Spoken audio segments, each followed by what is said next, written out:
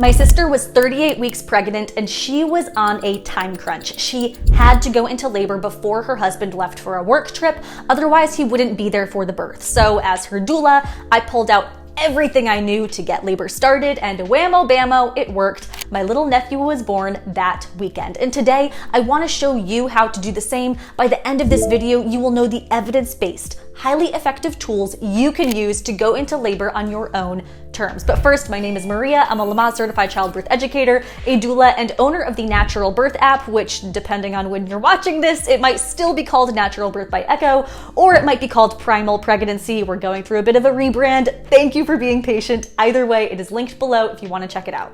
Okay, 9 times out of 10, induction is not medically necessary, and it will do more harm than good. Because in the days, even hours leading up to labor, your baby's brain and lungs go through rapid development to help them thrive in the outside world. So you don't want to skip that development.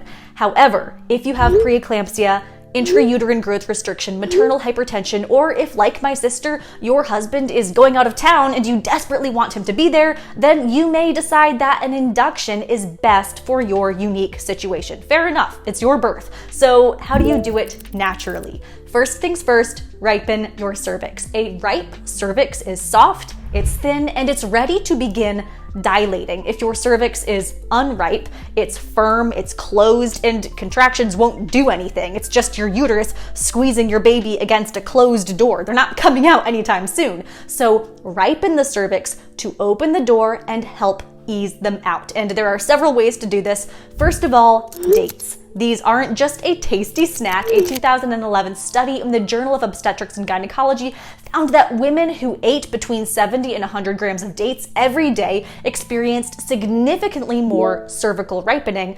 17% more spontaneous labors, and they gave birth 7 hours faster because their baby door was open before contractions even started. The Natural Birth app has a week-by-week timeline of when to start eating dates, how many to eat, as well as some really tasty recipes, all geared toward helping your cervix ripen. So download that right now. No, don't do it right now. Do it after this video is over if you have not done so already. The next way you can ripen your cervix naturally is with evening primrose oil. This oil comes in little capsules and it helps produce prostaglandins in your body. Prostaglandins in turn promote cervical ripening and get that baby door wide open. A 2020 randomized control trial in midwifery found that women who vaginally inserted 1,000 milligrams of evening primrose oil capsules at bedtime had better cervical ripening and shorter labors compared to the placebo group.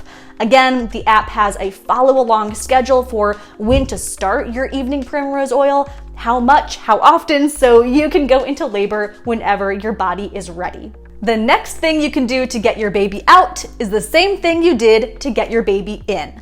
Sex is an excellent cervical ripening tool. Why? Because semen, like evening primrose oil, contains prostaglandins. So when it comes into contact with your cervix, it helps the ripening process. And I also want to add that after sex, stay horizontal. Cuddle with your husband and let those juices just pool around your cervix to maximize the benefits. And also the cuddling will boost oxytocin, which will also get things going. So bam, 2 birds, 1 stone. And while you're there, nipple stimulation, particularly during sex, is a pretty effective tool as well. A 2023 meta-analysis found that 37% of women using breast stimulation achieved significant cervical ripening, and some started labor just from that alone. The reason this works is because nipple stimulation mimics breastfeeding, and breastfeeding produces the hormone oxytocin, and oxytocin starts contractions. So there you go. If you want to take it outside the bedroom, you can gently roll or massage your nipples for 15 to 20 minutes, 2 to 3 times a day, or use a breast pump for 10 minutes on one side, 10 minutes on the other side.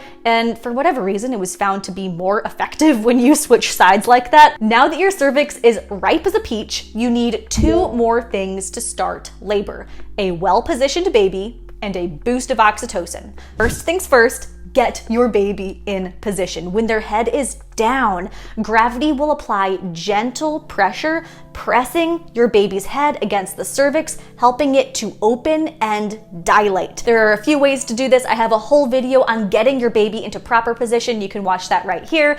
But a few things to get you started are just walking. 30 to 60 minutes of just walking allows gravity to pull your baby downward toward your pelvis. And this downward pressure encourages the baby's head to engage in the pelvic inlet, which is the first step in positioning for birth. A 2017 study in the Journal of Perinatal Education found that upright positions, such as walking, significantly improved fetal descent compared to lying down or sitting still. Furthermore, the rhythmic movement of walking rocks your baby back and forth and helps them wriggle down right where they need to be. To take this up a notch, curb walking, where one foot is on the curb and the other is on the street, is perfect. If your baby is slightly out of position, that asymmetrical movement tilts your pelvis, which helps an off-center baby to rotate into the anterior position. The next thing you can do to encourage optimal positioning is switch out your sofa with a birth ball. A 2019 study in the journal Midwifery found that using a birth ball increased pelvic mobility and fetal head descent. I will say that the size of your birth ball depends on your height, but don't worry, you'll find a size guide in the timeline of your Natural Birth app, as well as exactly how to sit and move on a birth ball for maximum effectiveness. And the next thing, the mother of all baby positioning techniques, is make an appointment with a Webster certified chiropractor. And I hate the fact that this means spending more money because pregnancy is already so expensive, but I promise you, these guys are worth every penny. They align your pelvis, they flip breech babies, they speed labor up, they get labor started. When I had to get induced, my baby was breech. I was devastated. They were gearing up to give me a C-section and I was like, let me just try a few things. And one of those things was a Webster certified chiropractor. And within hours, she had my baby perfectly positioned and I got the birth I wanted. Okay, so now that your baby is head down, your cervix is ripe, you are ready to get contractions started. And this happens with the love hormone, oxytocin. So go hug grandma, cuddle your husband, have a ton of sex. Physical contact triggers your body to release oxytocin and stimulate uterine contractions. A 2016 study in Frontiers in Psychology found that just 10 to 15 minutes of skin-to-skin contact increased oxytocin levels by 15 to 20% in pregnant women. After just 10 to 15 minutes. I mean, that's amazing. To maximize effectiveness, you should cuddle or have sex in the evening because your oxytocin naturally peaks as the sun goes down. And fun fact, this is why most women go into labor at night. The next thing you can do, and this is probably the most important, relax.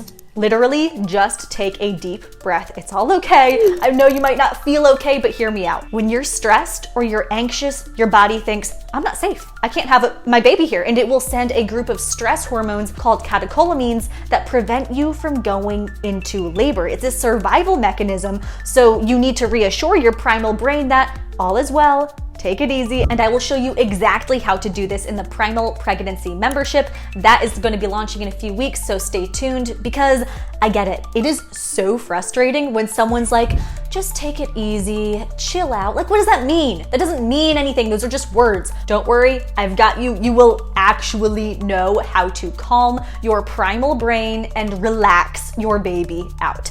Okay, the next thing you can do to start labor naturally is a little bit intervention-y, but it is effective.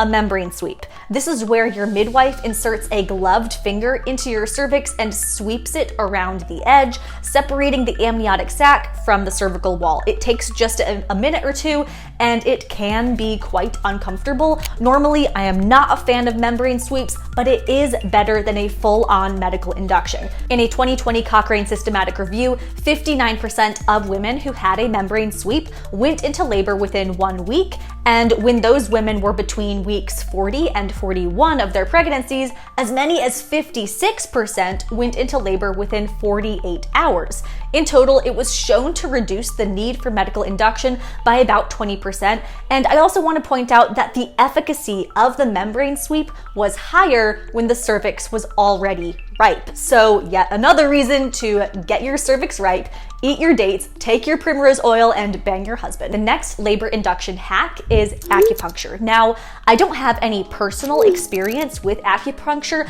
but a doula friend of mine says that she recommends acupuncture to her clients all the time with great results. And a 2023 meta-analysis agrees, as it found that acupuncture does increase cervical ripening and reduces induction rates by about 22%. It doesn't always trigger labor directly. However, women receiving acupuncture are more likely to have spontaneous labor within 7 to 14 days. Another study from 2020 showed that 41% of women who received acupuncture at 40 to 41 weeks went into labor within 48 hours, compared to 28% in the control group. So something is clearly working. Acupuncture, check it out, and ask your midwife for recommendations because she'll know all the best people in your area. Okay, the next thing you can do to jumpstart labor is never something you would associate with childbirth, and that is chamomile, as in chamomile tea. The study was a small one, but I think it's worth mentioning. In 2016, the Iranian Red Crescent Medical Journal showed that post-term women who took 2 capsules of chamomile every 8 hours were 30% more likely to go into labor within the next week. This is likely due to chamomile's muscle relaxing properties. It helps you feel calm, relaxation then boosts oxytocin, and oxytocin brings about contractions. Either way, for most women, chamomile is completely harmless. So if you're staring down the barrel of a medical induction, I think it's worth a shot. All right, the next induction trick is highly effective, but it comes at a price: the midwife's brew. This is a homemade concoction made with the laxative castor oil, which stimulates the bowels and triggers uterine contractions. A 2021 study in the journal Midwifery found that 58% of women who used castor oil-based brews started labor within 24 hours. So it works really effectively, but it also triggers diarrhea, nausea, and vomiting, which is really not what you want to deal with when you're in labor. So only if you've exhausted all other options should you even begin to think about the midwife's brew. I'll be adding a recipe to the Primal Pregnancy app soon, but please consume it with plenty of water, fat, and protein to minimize the side effects. And check with your midwife first because she can likely give you some pointers. Now, I do have to say that sometimes women do all of the things and labor just won't start. Baby won't budge, and mamas do need to go in for that medical induction. This happened to me, I get it, and it is scary. If you are in this situation, please still go through all of these techniques. They might not start labor, but they will help your induction go well. They told me that my induction would take days and days and days and would likely end in a C-section, but because I had prepped my body so well, it was just ready to go. All I needed was 2 units of Pitocin, and Josephine was born after just 6 hours of active labor. Another client of mine, similar story. She got in there to start her induction, and all they had to give her was Cytotec, and her little boy shot right out. Didn't even need to touch the Pitocin. I wish you the very best as you prepare to meet your baby. If you want to learn how to completely avoid interventions like an induction or naturalized interventions when they are truly necessary, the Primal Pregnancy membership is the resource you are looking for. It will be packed with evidence-based strategies to prepare your mind and your body for a natural or naturalized birth so you can have a birth story that you are proud to share. And that will be launching soon. If you like this video, you are gonna love my other stuff, so hit subscribe to get the evidence-based tips you need to have the kind of birth you want, and I will see you next time.